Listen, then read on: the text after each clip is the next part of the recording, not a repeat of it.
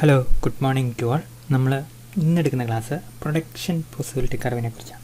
അപ്പോൾ ഇതിനു മുമ്പ് എടുത്തിരുന്ന ക്ലാസ് ബേസിക് ഇക്കണോമിക് പ്രോബ്ലം ആണ്. അത് ഒരു എസ്സേ ടോപ്പിക്കാണ് ഞാൻ പറഞ്ഞല്ലോ. ഇത് നമുക്ക് അത്ര ഒരു എസ്സേ ടോപ്പിക്ക് വരാനുള്ള സാധ്യത തീരെ കുറവാണ്. സാധാരണ ഒരു ഒരു short essay maximum. Okay, then what is production possibility curve? ആ പേരിൻ്റെ അത് തന്നെ എല്ലാം ഉണ്ട്. പ്രൊഡക്ഷൻ പോസിബിലിറ്റി അല്ലേ? എന്താണ് പ്രൊഡക്ഷൻ പോസിബിലിറ്റി എന്ന് പറഞ്ഞാൽ സാധ്യത, പ്രൊഡ്യൂസ് ചെയ്യാനുള്ള സാധ്യത. ഓക്കെ, അത്രേ ഉള്ളൂ. അപ്പോൾ ഇനി ആ പ്രൊഡ്യൂസ് ചെയ്യാനുള്ള സാധ്യത ഏത് കോണ്ടസ്റ്റിലാണെന്ന് നമുക്ക് നോക്കാം. The production possibility curve is A micro economic tool. That means A tool you can use for taking A decision about an individual or A firm. Okay, then that depicts the possibility of production of various commodities by using its resource and level of technology. അപ്പോൾ എന്താണ് ഈ production possibility curve കാണിക്കുന്നത്? It shows various commodities, okay, that can be produced by using its resources and level of technology. ഒരു given level of technology ഇരിക്കെ, ഒരു given amount of resources ഇരിക്കെ, resource എന്ന് പറഞ്ഞാൽ പൈസയെന്ന് കൂട്ടിയാൽ മതി കേട്ടോ. റിസോഴ്സ് ഇരിക്കെ നമുക്ക് പ്രൊഡ്യൂസ് ചെയ്യാൻ പറ്റുന്ന കമ്മോഡിറ്റികളുടെ കോമ്പിനേഷൻസാണ്, അല്ലെങ്കിൽ കമ്മോഡിറ്റികളാണ് ഈ പ്രൊഡക്ഷൻ പോസിബിലിറ്റി കർവ് പറയുന്നത്. നമുക്ക് വളരെ ജനറലായിട്ട് ലൂസായിട്ടുള്ള ഒരു സ്റ്റേറ്റ്മെൻറ്റ് അവിടെ കേട്ടോ, ഡെഫിനേഷൻ അല്ല. അപ്പോൾ ഡെഫിനേഷൻ നമ്മൾ വരുമ്പോൾ താഴെ പറയുന്നത് പറയണം, അത് നമ്മൾ പിന്നീട് കാണും. ഓക്കെ, 1 സെക്കൻഡ് ഞാൻ ഡിലീറ്റ് ചെയ്തോട്ടെ. അപ്പോൾ ഇതാണ് ഈ പ്രൊഡക്ഷൻ പോസിബിലിറ്റി കർവ്. നമ്മൾ പ്രൊഡക്ഷൻ പോസിബിലിറ്റി കർവിനെ എക്സാമിൻ്റെ പോയിന്റ് ഓഫ് വ്യൂ എങ്ങനെയാണ് മനസ്സിലാക്കുന്നത്? നമ്മൾ കഴിഞ്ഞ ക്ലാസ്സിൽ കണ്ടതാണ് പ്രൊഡക്ഷൻ പോസിബിലിറ്റി കർവിൻ്റെ ഒരു ബ്രീഫ് ഇൻട്രൊഡക്ഷൻ നമ്മൾ കണ്ടതാണ്. So it is a microeconomic tool, that is point 1, okay, that shows production of various commodities, that is 2, okay, and again using resource 3, okay, resource and level of technology both are almost the same. Okay, so it is a microeconomic tool. It explains the production possibility of various commodities by using different resources. These are the 3 features or factors regarding what we can say the production possibility curve. Now it gives various options. This is very important, options for a country, okay, regarding the combinations of the goods it can produce by using its productive capacity. 1 second. Okay, so productive capacity എന്ന് പറഞ്ഞാൽ എന്താണ് നമ്മൾ തീരുമാനിക്കപ്പെടുന്നത്? ഈ production possibility കർവിൻ്റെ പ്രത്യേകത അതൊരു കൺസ്ട്രെയിൻറ്റിൻ്റെ ഉണ്ടായിട്ടുണ്ട്. നമ്മളിപ്പോൾ ഒരു സ്ഥലത്ത് പോവുകയാണെങ്കിൽ, ഒരു ടൂറിന് പോവുകയാണെങ്കിൽ നമ്മുടെ ഏറ്റവും വലിയ കൺസ്ട്രെയിൻറ്റ് എന്തായിരിക്കും? ടൂർ പോകുന്ന ദിവസങ്ങളൊക്കെ ഓക്കെ, നമ്മുടെ ഇരിക്കുന്ന പൈസ അല്ലേ, നമ്മൾ ആദ്യം അതാ ചിന്തിക്കുന്നത്, എൻ്റെ എത്ര പൈസ ഉണ്ട് അടിച്ചു പൊളിക്കേണ്ടത്. അപ്പോൾ അത് നമ്മുടെ ഒരു കൺസ്ട്രെയിൻറ്റാണ് അല്ലേ. അപ്പോൾ അതുപോലെ തന്നെ നമുക്ക് ഈ പ്രൊഡക്ഷൻ പോസിബിലിറ്റി കർവിൽ ഒരു കൺസ്ട്രെയിൻ്റ് ഉണ്ട്. ആ കൺസ്ട്രെയിൻ്റ് എന്ന് പറഞ്ഞു കഴിഞ്ഞാൽ നമ്മുടെ ഇരിക്കുന്ന റിസോഴ്സസ്, നമ്മുടെ ഇരിക്കുന്ന പൈസ ആയിരിക്കും റിസോഴ്സസ്, അത് ഉപയോഗിച്ച് പിന്നെ അത് റെപ്രസെൻ്റ് ചെയ്യുന്ന ടെക്നോളജി, നമുക്ക് വരുന്നൊരു ടെക്നോളജി ഉണ്ടല്ലോ, നമ്മുടെ ഇരിക്കുന്ന ടെക്നോളജി, അത് ഉപയോഗിച്ച് നമുക്ക് മാക്സിമം ആയിട്ട് എത്രമാത്രം ഗുഡ് എക്സ് ഗുഡ് വൈ ഒക്കെ പ്രൊഡ്യൂസ് ചെയ്യാന്നുള്ളതാണ് ഈ പ്രൊഡക്ഷൻ പോസിബിലിറ്റി കർവ് കാണിക്കുന്നത്. അപ്പോൾ production possibility curve is A search regarding the options, okay, of various commodities that we can produce by using its productive capacity means resources and technology. The production possibility curve is thus a graphical representation and is also known as production possibility frontier or production transformation curve. ഇങ്ങനെ പല പേര് പറയും. ഏറ്റവും popular ആയിട്ടുള്ള പേര് ഇതാണ്. പിന്നെ ഇടയ്ക്ക് പരീക്ഷയ്ക്ക് ഇതാണ് പ്രൊഡക്ഷൻ പോസിബിലിറ്റി ഫ്രണ്ടിയർ എന്ന് ചോദിക്കും, ചിലപ്പം ട്രാൻസ്ഫോർമേഷൻ കറന്ന് വരും. whatever it may be, significance is that it is a graphical representation. അതാണ് നമ്മളൊരു നമ്മൾ ഈ കണ്ടൻറ്റ് വരുമ്പോൾ നമ്മൾ ഇമേജ് ആണോ നോക്കിയാലേ, അല്ലെങ്കിൽ വീഡിയോ ആണോ നോക്കിയാലേ, നമ്മൾ ആദ്യം അന്നേരം വീഡിയോ ആണോ നോക്കി പ്ലേ ചെയ്യാൻ നോക്കും. ഇമേജ് കാണുമ്പോൾ നമുക്കൊരു ഇൻട്രസ്റ്റ് പറയും. അപ്പോൾ അങ്ങനെ വരുമ്പോഴത്തേക്ക് ഈ ഗ്രാഫിക് റെപ്രസെൻറ്റേഷൻ എന്നുള്ളതാണ് ഇതിൻ്റെ ഒരു പ്രധാനപ്പെട്ട പിക്ചർ. അതിങ്ങനെ ഒരു സെക്കൻഡേ. Okay, so we are coming back. അപ്പോൾ നമ്മൾ പറഞ്ഞില്ലേ ഈ ഗ്രാഫിക്കൽ റെപ്രസെൻറ്റേഷൻ. അപ്പം പ്രൊഡക്ഷൻ പോസിബിലിറ്റി കർവ് നമ്മൾ എക്സാമിന് മനസ്സിലാക്കാൻ പോകുമ്പോൾ ആ ഡയഗ്രാം മാത്രം പഠിച്ചാൽ മതി, നമുക്ക് ബാക്കിയെല്ലാം തന്നെ എഴുതാൻ പറ്റും. ചില കാര്യങ്ങൾ അങ്ങനെയാണല്ലോ, ഒരു ചിത്രം ഉണ്ടെങ്കിൽ നമുക്ക് അതിനെക്കുറിച്ച് ഭാവനാത്മകമായിട്ട് എഴുതാൻ പറ്റും. ഇതും അങ്ങനെയൊക്കെ തന്നെയാണ്. ഒരു ചിത്രം ഇവിടെ ഇരിപ്പുണ്ട്, അതിനെക്കുറിച്ച് നമുക്ക് എഴുതാൻ പറ്റും. പക്ഷേ ആ ചിത്രത്തിൻ്റെ ഇവിടെ എന്താണ് ഇതൊക്കെ എന്താണെന്ന് മാത്രം മനസ്സിലാക്കിയാൽ മതി, നമുക്ക് ബാക്കി കാര്യങ്ങൾ റെഡിയായിട്ട് നമുക്ക് എഴുതാൻ പറ്റും. അപ്പോൾ അത് ഇതിരിച്ച് നമുക്കൊരു സാധാരണ ഒരു ഇമേജ് ആണെങ്കിൽ നമുക്കൊരു എസ്തെറ്റിക് സെൻസ് ഉണ്ടെങ്കിൽ നമുക്ക് അതിനെക്കുറിച്ച് കുറേ കാര്യങ്ങൾ അങ്ങ് എഴുതാൻ പറ്റും, തോന്നുന്ന പോലെ അല്ലേ. ഇതിൽ കുഴപ്പമില്ല, അതെല്ലാവരും എഴുതുന്ന ഏകദേശം ഒരുപോലെ ആയിരിക്കും. പക്ഷേ ഇവിടെ ഒരു ഗ്രാഫ് ഉണ്ടെങ്കിൽ അതിനെ ഗ്രാഫിക്കലായിട്ട് നമ്മൾ റീഡ് ചെയ്യണം. അപ്പോൾ അതിനെ ഒരു ഇച്ചിരി സെമി മാത്തമാറ്റിക്കൽ എന്ന് പറയുമ്പോൾ ഓടിപ്പോരുത്, മാത്തമാറ്റിക്സ് ഒന്നും അത്ര ബുദ്ധിമുട്ടുള്ള സംഭവമല്ല. ഒരു ഗ്രാഫിൻ്റെ അകത്ത് മാത്തമാറ്റിക്സ് അധികം ഇല്ലെന്ന് നമുക്കറിയാം, അതിൻ്റെ സ്ലോപ്പൊന്നും നമ്മൾ പഠിക്കാൻ പോകുന്നില്ല. ഓക്കെ, സോ ഒരു ഗ്രാഫിൻ്റെ അകത്ത് ഇവിടെയും കുറേ സാധനം ഇവിടെയും കുറേ കാര്യങ്ങൾ പറഞ്ഞു കഴിഞ്ഞാൽ ആ സെൻസിൽ അതിനെ മനസ്സിലാക്കി അതിനെ എക്സ്പ്ലെയിൻ ചെയ്യുക എന്നുള്ളതാണ് നമ്മൾ ഈ കോണ്ടസ്റ്റിലെ ഈ ടോപ്പിക്കിൻ്റെ ഒരു ജോലി. അല്ല വേറെ ഒന്നുമില്ല. അല്ല നമ്മൾ പോലെ ഭയങ്കര എക്സ്പ്ലെയിൻ. പിന്നെ അതിന് എല്ലാത്തിനും ഒരു സ്റ്റാൻഡേർഡ് ഫോർമാറ്റ് കാണുമല്ലോ. അതിൽ ഫോർമാറ്റാണ് ഡെഫിനിഷൻ. പലപ്പോഴും ഒരു ഡെഫിനിഷൻ നമ്മൾ കാണും താഴെ എന്താണെന്ന് കേട്ടോ. അപ്പം production possibility frontier, production possibility curve, production transformation curve. The production possibility frontier curve is the locus of different combinations of goods that can be produced in an economy given the quantities of productive resources and productive resource and technologies of production. Okay, അപ്പോൾ വളരെ lengthy ആയിട്ടുള്ളൊരു സെൻറ്റൻസാണ്. അതിൻ്റെ എല്ലാ കാര്യങ്ങളും മുറിച്ച് പറയാനും പറ്റിയില്ല. അതുകൊണ്ട് അവർ ചെയ്ത് വെച്ചേക്കുന്നതാണ്. ഞാനൊന്നുകൂടെ പറയാം എന്താണ് നമുക്ക് ആ ഡെഫിനേഷൻ. അത് production possibility curve or production possibility frontier, അത്ര അതിൻ്റെ പേര് മാത്രം പേടിക്കണ്ട. Is the locus of this is very important. So what is it actually? It is a locus of locus. ഇതാണ് പോയിൻ്റ് ആണ്. ലോക്കസ് ചെയ്യുക ഉണ്ടോ? Okay, so it is a locus of what we can say different combinations of goods. Different combinations ഇത്രം Y ഇത്ര X, ഇത്രം Y ഇത്ര X, ഇത്രം Y ഇത്ര എക്സ്, ഇത്രം വൈ ഇത്ര X time production possibility curve. മനസ്സിലായല്ലോ? അപ്പോൾ അത് ഡിഫറെൻറ്റ് കോമ്പിനേഷൻസാണ്. ഇവിടെ ഒരു കോമ്പിനേഷൻ വരാം. നമ്മൾ പോയിൻ്റ് ഔട്ട് ചെയ്തിട്ടുള്ളൂ. ഇവിടെ ഒരു കോമ്പിനേഷൻ വരാം അല്ലേ? So all through these line a line shows in line is continuous. ലൈൻ്റെ ഏറ്റവും വലിയ പ്രത്യേകത ഭയങ്കര കണ്ടിന്യൂസ് ആണെന്നുള്ളതാണ്. അതിനൊരു എന്തില്ല, ബ്രേക്കില്ല. So you cannot observe any break here in this line. Okay, so all throughout this line, all points of this line represent a different combinations of both x and y. Isn't it? ശരിയല്ലേ? നമ്മളിപ്പോൾ ഇതൊരു സംഭവമാണെങ്കിൽ, ഒരു line ആണെങ്കിൽ, ഓരോ പോയിൻറ്റും ഓരോ different combinations of two ഗുഡ്സാണ് കാണിക്കുന്നത്. നമ്മൾ goods ഇവിടെ എക്സും വൈയും, ഇവിടെ എക്സും നമ്മൾ അടയാളപ്പെടുത്തുകയാണെങ്കിൽ അങ്ങനെയാണല്ലോ. അപ്പോൾ എന്തൊക്കെയാണെങ്കിലും ഇത് എക്സും ഗുഡ് അല്ലെങ്കിൽ വേറെ പോലെ ആണെങ്കിൽ പോലും ഈ ലൈൻ കാണിക്കുന്നത് എന്താണ്? ഈ ലൈൻ കാണിക്കുന്നത് different combinations of this two. അതൊരു ഗ്രാഫിക്കൽ പ്രോപ്പർട്ടിയാണ്. അതൊരു പ്രൊഡക്ഷൻ പോസിബിലിറ്റി കർവിൻ്റെ പ്രോപ്പർട്ടി ആയിട്ട് മാത്രം നമ്മൾ കാണണ്ട. ഇവിടെ രണ്ട് കാണിച്ചു കഴിഞ്ഞാൽ ഇവിടെ ഒരു ലൈൻ ഇട്ട് കഴിഞ്ഞാൽ ഇതിൻ്റെ ഈ എക്സിൻ്റെയും വൈയുടെയും ഡിഫറെൻറ്റ് കോമ്പിനേഷൻസാണ് ഈ ലൈൻ കാണിക്കുന്നത്. അപ്പോൾ അത് വെച്ചൊരു ഒരു ഇക്കണോമിക്സിലൊരു സാധനം എക്സ്പ്ലെയിൻ ചെയ്യുന്നത് മാത്രമേ ഉള്ളൂ ഇവിടെ. Okay, so now production possibility curve frontier is the locus of different combinations of goods. Okay, that can be produced goods because this is good y, this is good x. Okay, can be produced in an economy given the quantities of productive resources and techniques of production. അപ്പം given എന്ന് പറയുന്ന സാധനമുണ്ട്. അവിടെയാണ് പ്രത്യേകത. ഈ ഡയഗ്രത്തില്ലാത്ത കുറേ കാര്യങ്ങൾ ഉണ്ട്.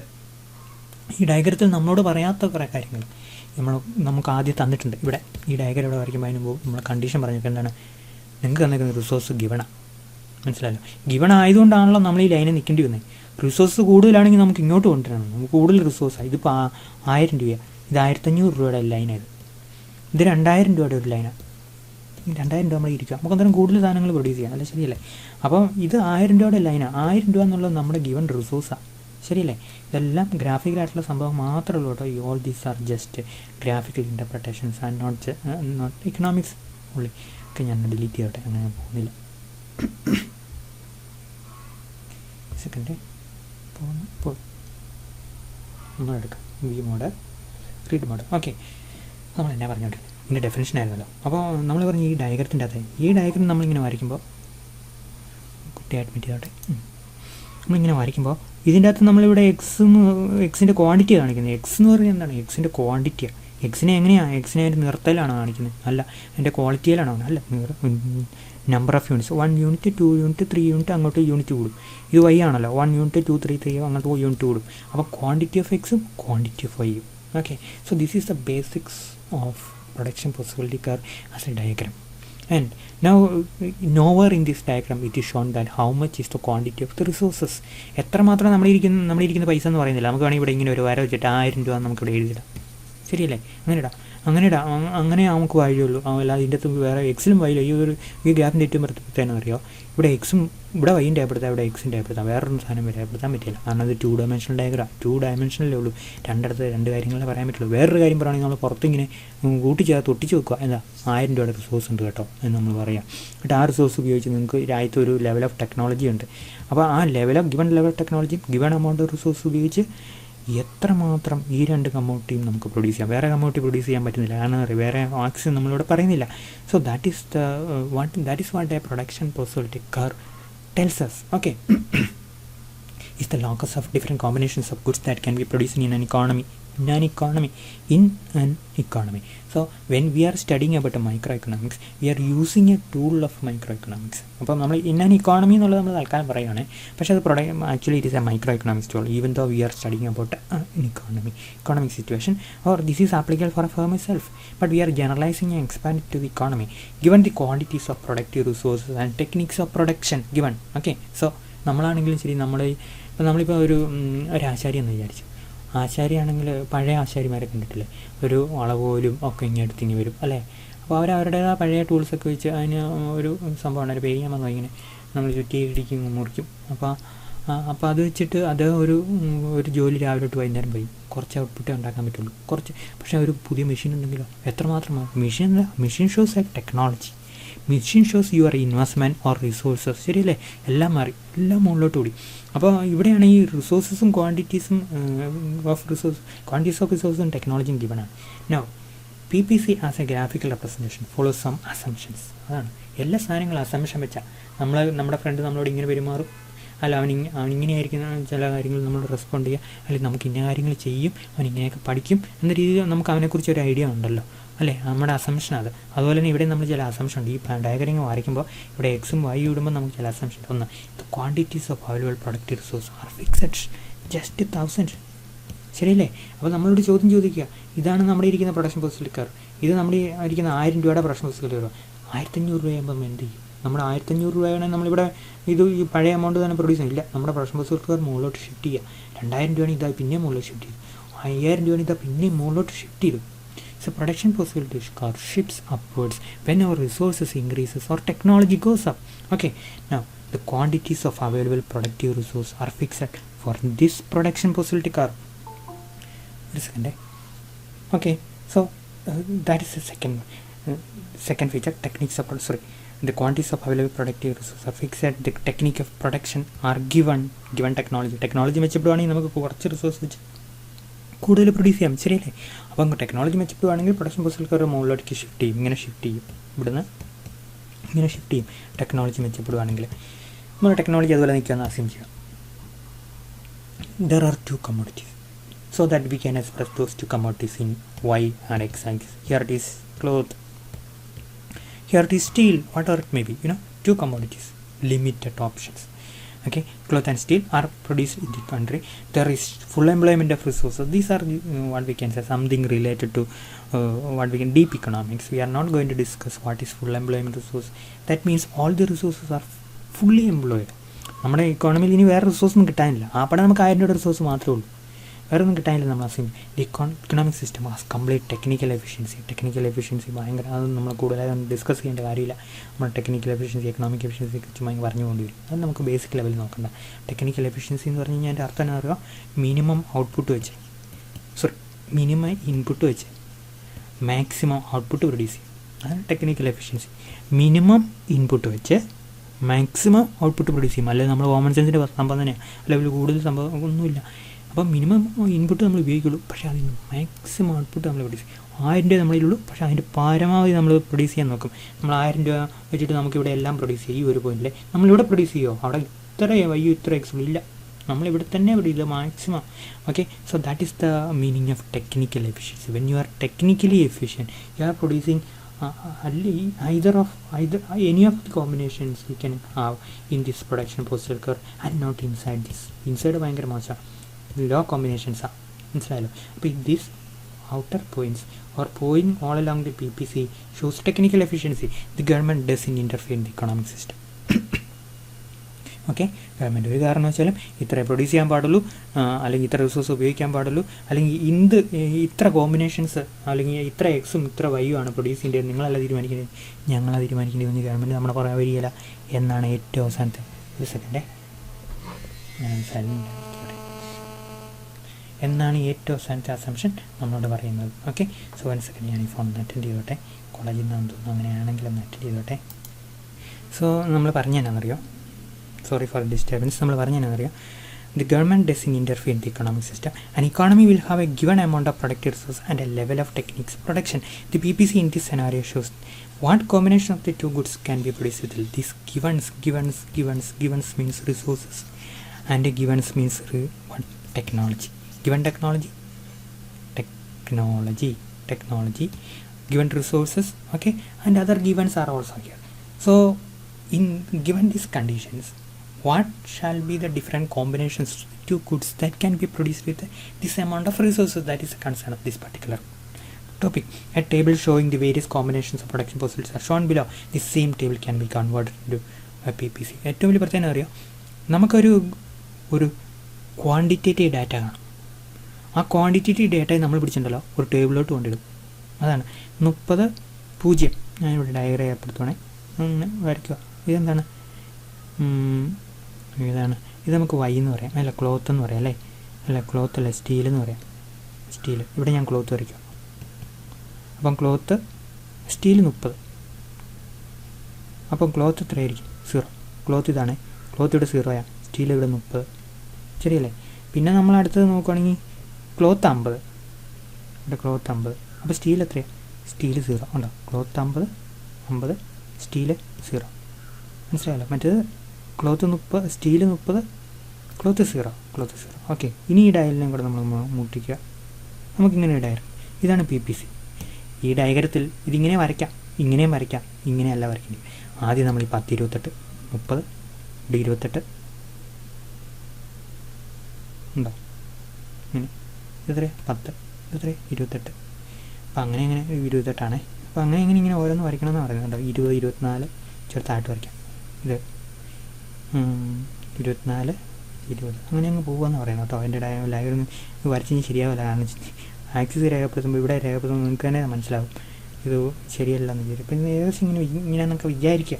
ഈ ഫിഗർ ഇങ്ങനെ നമ്മൾ ആദ്യമേ പോയിൻ്റ് ഇങ്ങനെ ഓരോന്നും രേഖപ്പെടുത്തും, എന്നിട്ട് അതിനെ കൂട്ടിമുട്ടിക്കും. അന്നേരം നമുക്ക് കിട്ടുന്നതാണ് ഇത് പ്രൊഡക്ഷൻ പോസിബിലിറ്റി കർവ്. അപ്പോൾ ഞാനിവിടെ പറയാൻ ഉദ്ദേശിച്ചത് എന്നറിയാം, ഒരു ടേബിള് ഒരു ഡയഗ്രത്തെയാണ് കാണിക്കുന്നത്. ഇതൊരു ഡാറ്റയാണ്. ഈ ഡാറ്റയെ നമുക്ക് ഡയഗ്രമാറ്റിക്കലി ഇല്ലസ്ട്രേറ്റ് ചെയ്യാം. അപ്പോൾ ഈ ഡാറ്റ നിങ്ങൾ പഠിച്ചു നോക്കുക. എങ്ങനെ പഠിക്കേണ്ടത്? 30, 28, 24, 18, 10. 30, 28, 24, 20 തന്നെ അവിടെ നിന്ന് റെഡിമെയ്ഡ് ആയിട്ട് ചെയ്യാവുന്നേ ഉള്ളൂ. പ്രൊഡക്ഷൻ പോസിബിലിറ്റി കർവ് എന്നാന്ന് ചോദിച്ചു കഴിഞ്ഞാൽ ക്ലോത്ത് സ്റ്റീലും വെക്കുക. ആദ്യമേ ഒരെണ്ണം 0, മറ്റേ മാക്സിമം വെക്കുക. പിന്നെ അത് കഴിഞ്ഞ് പിന്നെ ഇത് കൂട്ടിക്കൂട്ടി വരിക. 10, 28, ഇതൊന്നുകൂടെ കൂട്ട് 20, 10, 20, 30, 40, 50 എളുപ്പമുണ്ട്. ഇതനുസരിച്ച് കുറച്ച് കൊണ്ടുവരിക. ഏറ്റവും അവസാനം ഇത് മാക്സിമം ആകുമ്പോൾ ഇത് 0 ആവുക. ഇത്രയും കേസേ ഉള്ളൂ. എന്നിട്ട് ഈ പടം കൂടെ വരയ്ക്കുക. ആരും ഇത് ഒരിക്കലും ഒബ്സർവ് ചെയ്യാൻ പോകുന്നില്ല. ഇതിൻ്റെ സൗന്ദര്യമൊന്നും ആരും നോക്കാൻ പോകുന്നില്ല. അതിനെക്കുറിച്ചൊന്നും വറിയണ്ട. Within seconds you can draw this diagram. At least 1 minute അല്ല അതിൻ്റെ ആക്യുറസിയോ ഒന്നും നോക്കേണ്ട കാര്യമില്ല. What means is important is the representation. ഇവിടെ സ്റ്റീൽ വന്നു, ഇവിടെ ക്ലോത്ത് വന്നു, ഇവിടെ തുടങ്ങുന്നു. അല്ല ഇങ്ങനെ വരയ്ക്കരുത്. ഇങ്ങനെ തന്നെ വരയ്ക്കണം. എങ്ങനെയാണ് എൻ്റെ ഷേപ്പ്? ഒരു കോൺകേവ്. കഴിഞ്ഞ പ്രാവശ്യം ഞാനത് തെറ്റിച്ച് പറഞ്ഞെന്ന് ആര് കണ്ടുപിടിച്ചു? ട്വിച്ച് കണ്ടുപിടിച്ചു. അപ്പം കോൺകേവ് ആണ് എൻ്റെ ഷേപ്പ്, കോൺവെക്സ് അല്ല. ഓക്കെ. അപ്പം കോൺകേവ് ഷേപ്പിലാണ്. പിന്നെ അത് കൂടുതലുള്ള കുറേ ടെക്നിക്കൽ കാര്യങ്ങൾ നമ്മൾ പഠിക്കേണ്ട കാര്യമില്ല. നമ്മൾ ബേസിക്സ് ആയിട്ടുള്ള കാര്യങ്ങളെല്ലാം പഠിക്കേണ്ടി വരും. Okay. So in the example the 2 commodities are steel and cloth. There are various combinations of steel and cloth that can be produce with given amount of what? volume of resources. These combinations are shown in the table. If all the resources are used എന്നാണ് തെറ്റിപ്പോയി type ചെയ്തത്. To produce cloth, 50 units of cloth can be produced. എല്ലാ റിസോഴ്സസും രാജ്യത്തിന് ആർക്കും എന്ത് മതി? Cloth മാത്രം മതി. അങ്ങനെയാണെങ്കിൽ നമുക്ക് 50 units ഓഫ് ക്ലോത്ത് പ്രൊഡ്യൂസ് ചെയ്യാൻ പറ്റും. രാജ്യത്തിന് സ്റ്റീൽ മാത്രം മതി. അപ്പോൾ അങ്ങനെയാകുമ്പോൾ 30 units of cloth steel produce ചെയ്യാൻ പറ്റും. Between these two you can have different types, different combinations that is shown in this production possibility curve. Okay. Similarly, if a whole source are used to produce steel 30 units, as the production sources are diverted from the production of steel, where is steel is here. Okay. To what we can say cloth as well, we can have different combinations of what? Both the commodities. As the productive resources are diverted from the production of steel to the cloth, there will be increased production of cloth, but society will have to forgo some quantity of steel. ഇപ്പോൾ നമ്മൾ ഒരെണ്ണം കൂടുതൽ produce ചെയ്യണമെങ്കിൽ മറ്റേ നമ്മൾ കുറയ്ക്കണം. ആ കാര്യം ഇവിടെ പറയുന്നത്. നമ്മൾ കൂടുതൽ ക്ലോത്ത് പ്രൊഡ്യൂസ് ചെയ്യണമെങ്കിൽ നമ്മൾ കൂടുതൽ സ്റ്റീൽ ഇപ്പം കുറച്ച് പ്രൊഡ്യൂസ് ചെയ്യും. When all the productive resources are employed in the production of steel, the society can produce a combination of A. അല്ലേ? എ എവിടെ? ഇതുണ്ടോ? എഫ്. പ്ലീറ്റില്ല സംഭവം അതുപോലെ തന്നെ ഇവിടെ റെപ്രസെൻ്റ് ചെയ്തിട്ടുണ്ട്. ആ ടേബിൾ ഞാൻ വരച്ചതിനേക്കാൾ ഭംഗിയായിട്ട് ആ ടേബിൾ ഡയഗ്രം അവിടെ വരച്ചിട്ടുണ്ട്. എന്താ പറയുന്നത്? 0 quantity of cloth and 30 lakhs of tons of steel here. Okay. On the opposite side, when all the resources are utilized in the production of cloth, the society can produce 50 lakh meters of cloth but 0 quantity of steel. When we have a combination of F. Okay. മനസ്സിലായല്ലോ? എയും എഫും between that you can have different combinations of the two commodities. From the alternative production possibility shown in the table, the production possibility curve can draw as below. Okay, in the diagram cloth is in lakhs meters. അതൊന്നും നമ്മൾ പറയേണ്ട കാര്യമൊന്നുമില്ല. നമുക്ക് ഒരു shortest ചെയ്യാനുള്ള സാധ്യതയാണ് ഇതിന് കൂടുതൽ. ലോങ്ങസ്റ്റ് ആയും ചോദിക്കാൻ, കാരണം ചില ഷോർട്ടായിട്ട് ചോദിക്കുന്ന ചോദ്യങ്ങൾ, അനുസരിച്ച് ചോദിക്കുന്ന ചോദ്യങ്ങൾ എസ് ആയിട്ട് ചോദിക്കുന്നത് കണ്ടിട്ടുണ്ട്. അങ്ങനെ വരുവാണെങ്കിൽ നിങ്ങളത് ഈ രീതി പ്രിപ്പയർ ചെയ്യണം. Is measured along the horizontal axis, steel lakh ton measured on the vertical axis. Okay, ബാക്കി കാര്യങ്ങൾ ഞാൻ എക്സ്പ്ലെയിൻ ചെയ്യേണ്ട കാര്യമില്ലോ. എ ബി ഇവിടെ ഏർപ്പെടുത്തിയിട്ടില്ല. ബി സി ഡി ഇ എല്ലാം അവിടെ ഏർപ്പെടുത്തണം, എഫ് വരെ. Okay, then the production possibility curve A F, നമ്മൾ അതിനൊരു പേര് കൊടുക്കുക, എ എഫ്. കാരണം എ തൊട്ട് എഫ് വരെ ആയതുകൊണ്ട് നമുക്ക് എളുപ്പമുണ്ട്. എ എഫ് എന്നാണ് പ്രൊഡക്ഷൻ പോസിബിലിറ്റി കർവിൻ്റെ പേര്. Draw which slopes downwards from right. Okay, അങ്ങനെയാണ് slopes downward to the right. Okay, from left to the right, ലെഫ്റ്റിൽ നിന്ന് റൈറ്റിലേക്ക് പോകുമ്പോൾ downward slope. The slope of the P Bs indicate that the society has to sacrifice some quantity of steel to get additional unit of cloth. നമ്മളെന്ത് ചെയ്യണം? ഇവിടെ 30 ഞാൻ താഴ്ത്തി വെച്ചോട്ടെ. Okay, 30 unit സ്റ്റീലാണ്. ഇച്ചിരി ക്ലോത്ത് കിട്ടണമെങ്കിൽ 25 യൂണിറ്റായിട്ട് സ്റ്റീലിൻ്റെ പ്രൊഡക്ഷൻ കുറയ്ക്കണം. ഇച്ചിരി ക്ലോത്ത് കിട്ടണമെങ്കിൽ 20 യൂണിറ്റ് ക്ലോത്ത് കിട്ടണമെങ്കിൽ 25 യൂണിറ്റായിട്ട് സ്റ്റീലിൻ്റെ പ്രൊഡക്ഷൻ കുറയ്ക്കണം. അതുപോലെ നിങ്ങൾക്ക് 30 യൂണിറ്റ് ക്ലോത്ത് കിട്ടണമെങ്കിൽ സ്റ്റീലിൽ 20 യൂണിറ്റ് മാത്രമേ പ്രൊഡ്യൂസ് ചെയ്യുള്ളൂ. So you have to sacrifice little bit of steel to get more and more units of one cloth. Okay, okay, so the slope of the PPG shows marginal rate of transformation between cloth and steel. This is very important, you know. അപ്പോൾ അത് നമ്മളതിനെ ഒരു ഞാൻ ഇച്ചോടെ നന്നായിട്ട് എഴുതാൻ, അതിനെ highlight ചെയ്ത് എഴുതേണ്ടിയായിരുന്നു, വിട്ടുപോയി. അപ്പോൾ മാർജിനൽ റേറ്റ് ഓഫ് ട്രാൻസ്ഫോർമേഷൻ എന്താണ്? Marginal rate of transformation, how much unit of the additional quantities of what steel has to be given to produce 1 more unit of cloth. മനസ്സിലായല്ലോ? Marginal rate, the rate at which you transform or convert cloth for steel. മനസ്സിലായോ? ഈ താഴോട്ട് വരുന്തോറും lengthy താഴോട്ട്, അപ്പോൾ ഈ താഴോട്ട് വരുന്തോറും എത്ര unit നമ്മൾ എന്ത് കൊടുക്കണം? സ്റ്റീൽ കൊടുക്കണം. എന്ത് കിട്ടാൻ വേണ്ടിയിട്ട്? ഓരോ യൂണിറ്റ് ക്ലോത്ത് കിട്ടാൻ വേണ്ടിയിട്ട്. അതാണ് ഈ ലൈൻ നമ്മളോട് പറയുന്നത്. ഓക്കെ, അതിന് ടെക്നിക്കലി ഇവർ പറയുന്ന പേരാണ് മാർജിനൽ റേറ്റ് ഓഫ് ട്രാൻസ്ഫോർമേഷൻ. അതാണ് അതിൻ്റെ സ്ലോപ്പ്. സ്ലോപ്പ് എന്ന് പറയുന്നത് ചെരിവ. Okay, opposite side divide by adjacent side എന്ന് പറയും. Okay, tan theta. Okay, opposite side divide by adjacent side, അതാണ് അതിൻ്റെ സ്ലോപ്പ്. നമ്മൾ അതിലേക്ക് നോക്കണ്ട. അതിന് ഇവർ ടെക്നിക്കലി പറയുന്ന പേരാണ് മാർജിനൽ റേറ്റ് ഓഫ് ട്രാൻസ്ഫോർമേഷൻ. അതാണ് അതിൻ്റെ സ്ലോപ്പ്. അങ്ങനെ വിചാരിക്കുക. ഇത് പ്രധാനപ്പെട്ട പോയിൻ്റാണ്, അടി വരച്ചോ, വിട്ട് കളഞ്ഞേക്കരുത്. കൂടുതലൊക്കെ മാർക്ക് വേണമെങ്കിൽ ഇതാണ്. ഞാനത് ടെക്നിക്കലി പറയുന്നില്ല, സ്ലോപ്പിലൊന്നും പറയുന്നില്ല, നമുക്കതിൻ്റെ ആവശ്യമില്ല. Marginal rate of transformation between cloth and steel. How much unit of the steel you have to give to get 1 unit of what cloth? So that is a ratio between the exchangeability between cloth and steel, and that is called marginal rate of transformation. And you can see it is a slope of the production possibility curve. As the society produces more and more quantity of X, its sacrifice in terms of Y commodity becomes larger and larger. അപ്പോൾ നമ്മളെ കൂടുതൽ cloth produce ചെയ്യും തോറും, നമ്മൾ cloth മേടിക്കും തോറും നമ്മൾ എന്ത് ചെയ്യും? നമ്മൾ കൂടുതലായിട്ട് എന്ത് കൊടുക്കും? സ്റ്റീൽ കൊടുക്കേണ്ടി വരും. Okay, in other words the MRT XY, marginal rate of transformation XY, goes on increasing as we are more quantity of X is produced. The slope of the production possibility curve increases. Consequently, the production possibility curve is a negatively sloping concave curve to the origin. ഇത് ഭയങ്കര പ്രധാനപ്പെട്ട. It is negatively sloping concave to the origin. ഇത് രണ്ടും നിങ്ങൾ bullet പോയിന്റിൽ ഇങ്ങനെ താഴോട്ട് negatively sloping, പിന്നെ രണ്ടാമത്തെ എന്താണ്? Concave to the origin. And ഈ slope is represented by marginal rate of transformation of X for Y. മനസ്സിലായല്ലോ? X for Y, marginal rate of transformation X for Y.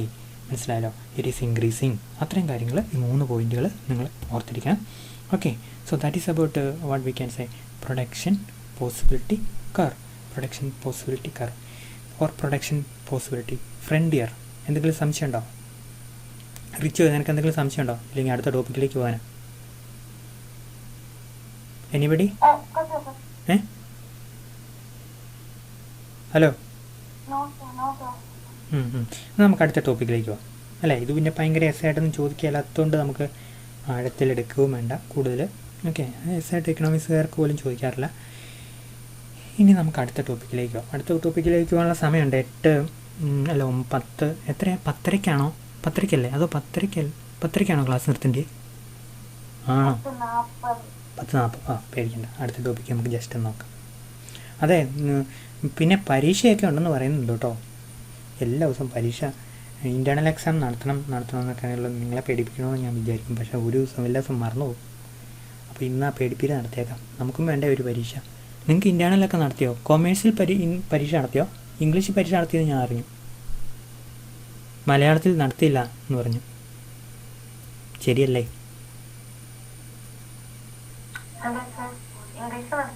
English നടത്തി, ഞാൻ അവിടെ ചോദിച്ചായിരുന്നു. മലയാളത്തിൽ നടത്തിയോ? അറിയാമോ ആരെങ്കിലും മലയാളത്തിലുള്ള കുട്ടികൾ? ആണോ? എന്നാ പോട്ടെ. കൊമേഴ്സിൽ നടത്തിയോ? ആരുടെ ഇല്ലല്ലേ? ഓക്കെ. അപ്പോൾ അങ്ങനെയാണെങ്കിൽ നമുക്കൊന്ന് നടത്തണ്ടേ? നിങ്ങൾക്കൊരല്പം ടൈം തന്നിട്ട് നമുക്കൊന്ന് നടത്തിയാലോ? ഇൻറ്റേർണൽ എന്തായാലും രേഖപ്പെടുത്തേണ്ടി വരും. പരീക്ഷ ഉണ്ടായിരിക്കും എന്ന് തോന്നുന്നു. മിസ്സുമാരുടെ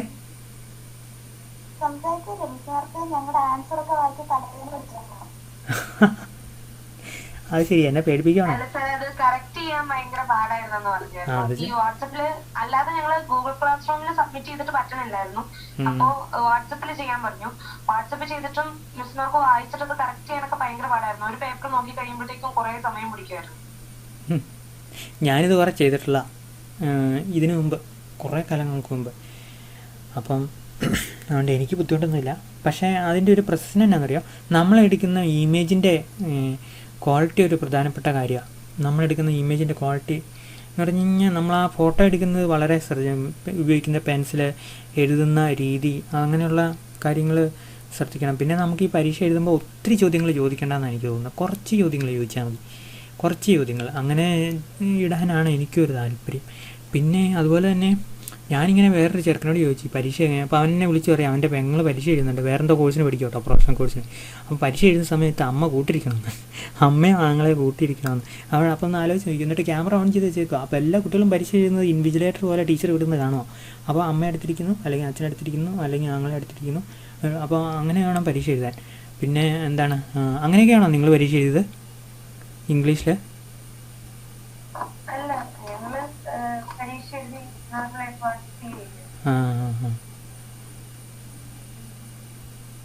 ശരി. അപ്പം നമുക്കതെങ്ങനെ വേണമെന്നുള്ളതൊന്ന് ചിന്തിക്കേണ്ടി വരും. അത് ഞാൻ മൾട്ടിപ്പിൾ ചോയ്സ് ഇട്ടാലോ അന്ന് വിചാരിക്കുക. മൾട്ടിപ്പിൾ ചോയ്സ് എനിക്ക് ഇടാൻ പറ്റും കേട്ടോ, അത് വേണമെങ്കിൽ ചെയ്യാം. 50 മൾട്ടിപ്പിൾ ചോയ്സ് നിങ്ങൾക്കും ഭയങ്കര സന്തോഷമായിരിക്കും. എല്ലാത്തിനും കുത്തിയാൽ മതി. മൾട്ടിപ്പിൾ ചോയ്സ് ആയിട്ട് ഇടാമെന്ന് നോക്കട്ടെ. ഇത് നമുക്ക് മൾട്ടിപ്പിൾ ചോയ്സ് ഇടാം. അപ്പോൾ അതായിരിക്കും നല്ലത്. അങ്ങനെങ്കിൽ വായിക്കേണ്ട ആവശ്യമില്ല. എനിക്ക് വായിക്കേണ്ട ആവശ്യമില്ല. ഞാൻ അങ്ങനെ ചെയ്യാമെന്ന് നോക്കാം കേട്ടോ. വിത്ത് യുവർ കൺസെൻറ്റ്, കുട്ടികളോടും കൂടെ നിങ്ങളോട് കൺസൾട്ട് ചെയ്ത് നമുക്കൊരു പരീക്ഷ നടത്താം. പരീക്ഷ നമുക്ക് എന്ന് നടത്തണം? ഒക്ടോബർ 10 നടത്താം. 10നും 15 വരയ്ക്കും. അതുകൊണ്ട് നിങ്ങൾ തയ്യാറാകണം. പിന്നെ മെറ്റീരിയലൊക്കെ എന്തെങ്കിലും മോഡിഫൈ ചെയ്ത് വരണമെങ്കിൽ വേണമെങ്കിൽ എൻ്റെ അടുത്ത് പറഞ്ഞാൽ മതി.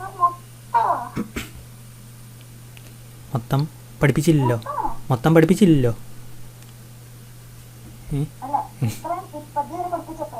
ഇതുവരെ പഠിപ്പിച്ച എത്രയും വേണ്ടേ? അതോ മോഡ്യൂൾ തിരിച്ചിടണോ? അതായിരിക്കും നിങ്ങൾക്ക് ഭേദം അല്ലേ? അതായിരിക്കും നല്ല. ഞാൻ മോഡ്യൂൾ തിരിച്ചിടാം, അതാ കൂടുതൽ കംഫർട്ടബിൾ.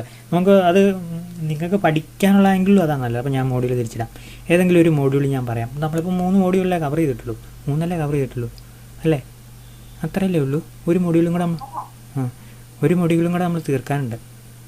അപ്പം ആ 3 മോഡ്യൂളിൻ്റെ ഈ മോഡ്യൂൾ തീരുമ്പോഴത്തേക്കും നമുക്ക് പയ്യെ ഓരോന്നായിട്ട് ചെറുതായിട്ട് നമുക്ക് പരീക്ഷ ഇടാം. അപ്പോൾ അതുകൊണ്ട് നിങ്ങൾ അതിന് പ്രിപ്പയർ ചെയ്തിരിക്കണം. Okay, so that is about that part.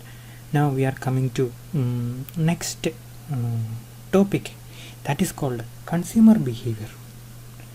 അതിൽ നമ്മൾ പഠിക്കുന്നത് മാർജിനൽ യൂട്ടിലിറ്റി അപ്രോച്ച്. ഒരു കൺസ്യൂമറിൻ്റെ ബിഹേവിയർ, നമ്മുടെ കൺസ്യൂമർ എങ്ങനെ ബിഹേവ് ചെയ്യും, പ്രൈസ് കൂടുമ്പോൾ എങ്ങനെ ബിഹേവ് ചെയ്യും, അതുപോലെ തന്നെ സാധനങ്ങൾ മേടിക്കുമ്പോൾ അയാൾക്ക് സാറ്റിസ്ഫാക്ഷൻ കിട്ടുമോ എന്നതിനെക്കുറിച്ച് കുറേ തിയറികൾ ഇങ്ങനെ ഉണ്ടായിട്ടുണ്ട് പണ്ട് കാലത്ത് തന്നെ.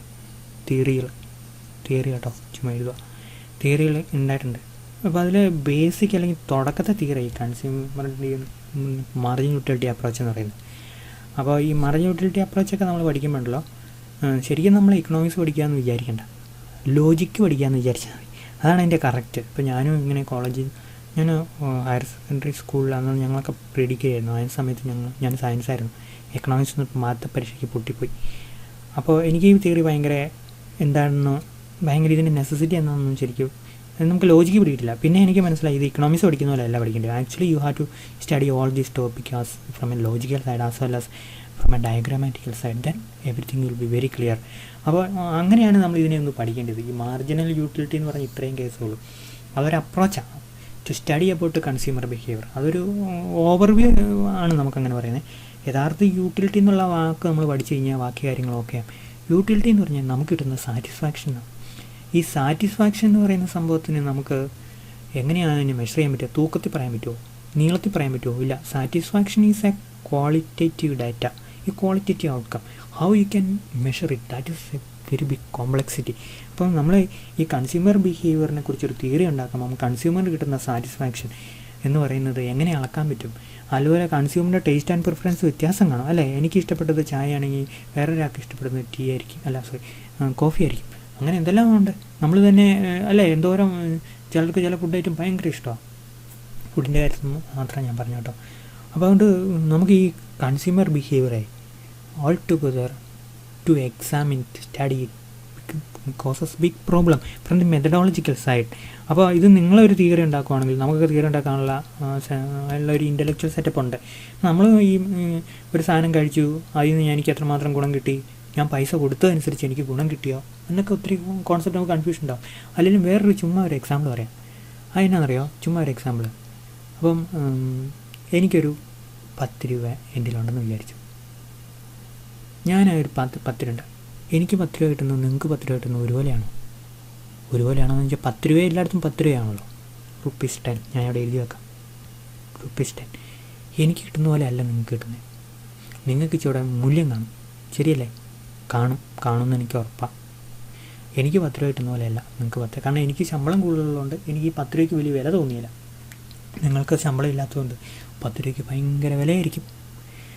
അപ്പോൾ എനിക്ക് 10 രൂപ നഷ്ടപ്പെടുമ്പം എനിക്ക് വലിയ നഷ്ടബോധം ഉണ്ടാവില്ല, അല്ലെങ്കിൽ എനിക്ക് ഡിസ്യൂട്ടിലിറ്റി ഉണ്ടാവില്ല, ശരിയല്ലേ? ഞാനിതിൻ്റെ ഒരു ലോജിക്ക് പറയുന്ന കേട്ടോ, ഈ തിയറി പഠിക്കുമ്പോൾ ലോജിക്ക്.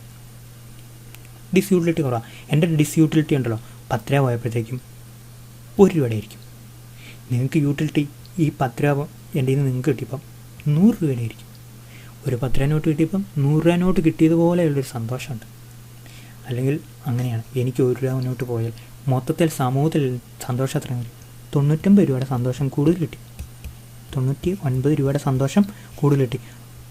ഒന്നും നടന്നിട്ടില്ല. സിസ്റ്റത്തിൽ ഒരാളുടെ ഇരിക്കുന്ന 10 രൂപ വേറൊരാളിലേക്ക് പോയെന്നുള്ളൂ. പക്ഷേ മൊത്തത്തിൽ എന്ത് സംഭവിച്ചു? സമൂഹത്തിൽ 99 രൂപയുടെ സാറ്റിസ്ഫാക്ഷൻ കൂടുതൽ കിട്ടി, സന്തോഷം കൂടുതൽ കിട്ടി. ഹാപ്പിനെസ്സിനെ നമ്മളിങ്ങനെ മെഷർ ചെയ്യുക. അപ്പോൾ ഇങ്ങനെയാണ് നമുക്ക് ഈ യൂട്ടിലിറ്റി എന്ന് പറഞ്ഞ കോൺസെപ്റ്റിനെ നമ്മൾ അപ്ലൈ ചെയ്യേണ്ടത്. അതിനെ സയൻറ്റിഫിക് സ്കെയിലിൽ കൊണ്ടുവരുന്ന ഒത്തിരി പരിമിതികളുണ്ട്. അപ്പം ഇവിടെ നമ്മൾ പറഞ്ഞ ഈ നമ്മൾ അമർത്യ സെൻ എന്ന് പറഞ്ഞൊരു ഇക്കോണമിസ്റ്റ് ഉണ്ടല്ലോ, അദ്ദേഹം പറഞ്ഞ കാഴ്ചപ്പാട് യൂട്ടിലിറ്റി പഠിക്കുമ്പോൾ ഉള്ള കാര്യങ്ങൾ അദ്ദേഹത്തെക്കുറിച്ച് ജസ്റ്റ് പറയുന്നുള്ളൂ. അദ്ദേഹം പറഞ്ഞേ, ഗവൺമെൻറ് ഒരുത്തനിൽ നിന്ന് 10 രൂപ മേടിച്ചു, വേറൊരുത്തനും ആ 10 രൂപ പിടിച്ചു കൊടുത്തു. അപ്പോൾ സമൂഹത്തിന് 0 സാറ്റിസ്ഫാക്ഷനാണ് അഡീഷണൽ കിട്ടുന്നതെന്ന് ഗവൺമെൻറ് പറയരുത്. അതുവരെ തിയറി അങ്ങനെ പറഞ്ഞു. അദ്ദേഹം പറഞ്ഞു 10 രൂപ നഷ്ടപ്പെടുന്നവൻ സമ്പന്നനാണെങ്കിൽ അദ്ദേഹത്തിൻ്റെ marginal utility of money loss, ഏറ്റവും അവസാനത്തെ 10 രൂപ അയാളിൽ നിന്ന് നഷ്ടപ്പെട്ടപ്പോൾ അയാൾക്കുണ്ടാകുന്ന നഷ്ടബോധം 0 ആയിരിക്കും. ഇയാൾക്ക് അതിൻ്റെ ലാഭബോധം 100 രൂപയായിരിക്കും. അപ്പോൾ സമൂഹത്തിന് 100 രൂപയുടെ സന്തോഷം കൂടുതൽ കിട്ടി എന്ന് അമർത്യ സെൻ പറഞ്ഞു. അദ്ദേഹത്തിൻ്റെ കോൺസെപ്റ്റ് കേട്ടോ. അതിന് അദ്ദേഹത്തിന് നോബൽ പ്രൈസ് കിട്ടി. അപ്പോൾ വേറെ ഒത്തിരി കാര്യങ്ങൾ അദ്ദേഹത്തിനുണ്ട് കേട്ടോ. അത് നമ്മളിവിടെ ഒന്നും പഠിക്കേണ്ട കാര്യമില്ലാത്തതുകൊണ്ട് നമ്മളൊന്നും പറയുന്നില്ല. പക്ഷേ ഇതെല്ലാം വളരെ ലോജിക്കലും കോമൺ സെൻസും ആണെന്നുള്ളതാണ്. ഇതൊക്കെ ഒരു പരിധിവരെ നമ്മൾ അന്വേഷിച്ച് നോക്കി കഴിഞ്ഞാൽ നമുക്ക് ഇതൊക്കെ ശരിയാണല്ലോ, ഇത്ര തിയറി പറയാൻ മാത്രം ഉണ്ടോ എന്ന് നമുക്ക് തോന്നുന്ന അത്രമാത്രം ഇതെല്ലാം ലോജിക്കലും കോമൺ സെൻസും. പക്ഷേ നമ്മൾ അകത്തേക്ക് പഠിച്ച് പോകുമ്പം ഭയങ്കര ശാസ്ത്രീയപരമായി മാറും ഈ പഠനം. ഭയങ്കര വസ്തുനിഷ്ഠാപരമായ മാത്തമാറ്റിക്സും ഗ്രാഫും ഒക്കെ വെച്ച് നമ്മൾ ചിന്തിക്കുന്ന സാധനങ്ങൾ പലപ്പോഴും ശരിയല്ല എന്ന് തോന്നും. അപ്പോൾ അങ്ങനെയുള്ള ഒരു അപ്രോച്ചാണ് ഈ കൺസ്യൂമർ ഡിമാൻഡ് തിയറി. അതുകൊണ്ട് യൂട്ടിലിറ്റി എന്നുള്ള വാക്ക് നമ്മൾ ഡിഫൈൻ ചെയ്യുമ്പോൾ you should understand that is a qualitative variable.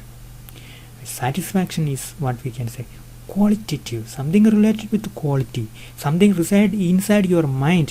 You cannot measure it in terms of kilograms. Okay, so how you can build a theory about the consumer behavior when the consumer is getting his satisfaction and it is expressed in qualitatively?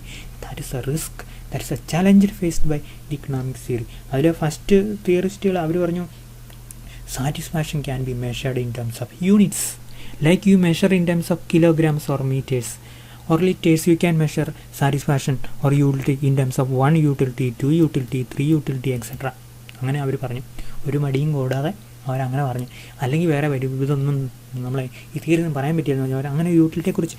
അപ്പോൾ അത് utility എന്ന് പറയുന്നത് കാർഡിനലായിട്ട്, what is cardinal? Cardinal എന്ന് പറഞ്ഞാൽ something you can express in terms of 1, 2, 3 etcetera. കാർഡിനലായിട്ട് measure ചെയ്യാൻ പറ്റും എന്ന് വിശ്വസിച്ച് കൺസ്യൂമറിനെ കുറിച്ച് തിയറി ഉണ്ടാക്കിയ ആൾക്കാരാണ് ഈ utility approach, marginal utility approach. Okay, so utility approach നമ്മൾ പറയുന്നത് എന്നറിയോ, ഏറ്റവും അവസാനത്തെ യൂണിറ്റ് ഓഫ് കമ്മോഡിറ്റി. മാർജിനൽ എന്ന് പറഞ്ഞാൽ എന്നറിയോ, മാർജിനൽ റെവല്യൂഷൻ എന്നൊക്കെ പറഞ്ഞ് ചുമ്മാ ഇങ്ങനെ പറയുന്നേക്കാം. മാർജിനൽ റെവല്യൂഷൻ ചുമ്മാ കേൾക്കാൻ നല്ല രസമുള്ളൊരു സംഭവം കേട്ടോ. മാർജിനൽ റെവല്യൂഷൻ ഏറ്റവും അവസാനത്തെ റെവല്യൂഷൻ എന്താണ്? മാർജിനൽ എന്ന് പറഞ്ഞാൽ അഡീഷണൽ എന്നുള്ളതാണ്. അപ്പോൾ ഈ അഡീഷണൽ എന്ന് പറഞ്ഞാൽ നമ്മൾ എങ്ങനെയാണ് മനസ്സിലാക്കുന്നത്? ഈ അഡീഷണൽ ആളാണോ? അപ്പോൾ ഇവിടെ പറയുന്ന അഡീഷണൽ എന്ന് പറഞ്ഞാൽ unit of what? Unit of the commodity. മനസ്സിലായാലും ഈ മാർജിനൽ എന്തും ആകാമല്ലോ. Unit of the commodity. നമ്മൾ 10 കിലോ ആപ്പിൾ മേടിച്ചു, ആദ്യത്തെ ആപ്പിൾ കഴിക്കുമ്പോൾ ഭയങ്കര സാറ്റിസ്ഫാക്ഷനാണ്, ഒരെണ്ണം കൂടെ കിട്ടിയാലും കുഴപ്പമില്ല. 10 ആപ്പിൾ കഴിക്കുമ്പോൾ ആപ്പിളിനെ നമ്മൾ വെറുത്ത് പോകും, ശരിയല്ലേ? അപ്പോൾ ഏറ്റവും അവസാനത്തെ ആപ്പിളിൽ നിന്ന് നമുക്ക് കിട്ടുന്ന സാറ്റിസ്ഫാക്ഷൻ 0 ആയല്ല, 10ാമത്തെ ആപ്പിളിൽ നിന്ന് നമുക്ക് കിട്ടുന്ന സാറ്റിസ്ഫാക്ഷൻ 0 ആയിരിക്കും. പിന്നത്തെ ആപ്പിൾ കഴിക്കുമ്പോൾ നമുക്ക് സാറ്റിസ്ഫാക്ഷൻ യൂട്ടിലിറ്റി മൈനസ് ആയിരിക്കും. ഇനി വേണ്ടെന്ന് പറഞ്ഞാൽ നമ്മളുള്ളതും കൂടെ ചർച്ച ചെയ്യും. അപ്പോൾ അതിൻ്റെ മാർജിൻ യൂട്ടിലിറ്റി -1 ആയിരിക്കും, അല്ലെങ്കിൽ -5 ആയിരിക്കും, മൈനസ് ആയിക്കൊണ്ടിരിക്കും. അപ്പോൾ ഇത്രയും ഈ കോമൺ സെൻസ് ആയ കാര്യങ്ങൾ മാത്രമേ ഈ മാർജിൻ യൂട്ടിലിറ്റി തിയറി പറയുന്നുള്ളൂ. Margin utility means utility you are getting from the consumption of additional unit of a commodity. Okay, എന്താണ് additional unit? So that is the additional unit is expressed in terms of margin. Okay, so let us start this theory, have an introduction. Okay, നമുക്കൊരു 2-3 മിനിറ്റോടെ ഉണ്ടല്ലോ, അല്ല ഞാൻ introduction കൂടെ കഴിഞ്ഞിട്ട് നമുക്ക് ഇത്ര ഭാഗങ്ങൾ നോക്കിയിട്ട് നമുക്ക് നിർത്താം. ഓക്കെ, 1 സെക്കൻഡ് റീഡ് മോഡിലേക്ക് ഇട്ടോട്ടെ. So there were several theoretical developments on the consumer demand theory. The original one was marginal utility theory on consumer demand. The theory was refined by Alfred Marshall. Later, the indifference car approach was developed by Hicks and Allen, and again Samuelson through Rivelli Province. These theories doesn't matter, you know, from your examination point of view, you can suggest. So this is the original theory. But the marginal utility theory is the original theory. They were the beginners of analysis. They have made the beginning analysis regarding what consumer behavior, and their theory is known as marginal utility theory or marginal utility approach, okay, or cardinal utility approach. And its proponent was Alfred Marshall. Okay, so that is all about today's class. നമുക്ക് ബാക്കി അടുത്ത ക്ലാസ്സിൽ എടുക്കാം.